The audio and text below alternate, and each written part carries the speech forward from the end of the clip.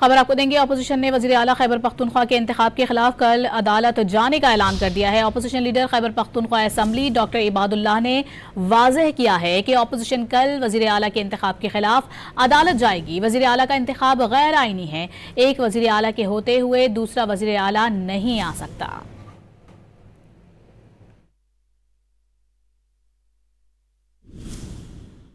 Very clear ہے، جس طرح میں نے اندر بات کی، کنسٹیٹیوشن میں کیا ہے، یہ انکنسٹیٹیوشن نہیں کر رہا ہے، اس لیے ہم اس کا حصہ نہیں ہیں۔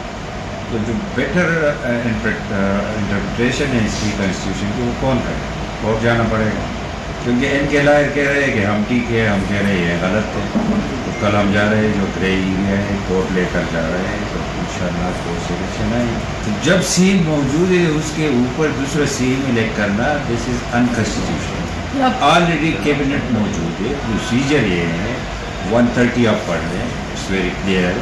پھر اس میں 130 میں 1 ہے، پھر 8 تک یہ سارا پروسیجر اس میں لکھا ہے کہ کیا پروسیجر ہے۔ وہ یہ ہے کہ ریزگنیشن گورنر کے پاس گئی، گورنر نے لیٹر ایشو کیا ہے کہ آپ کے 2 ریزگنیشن ہیں، 2 سائن ہیں۔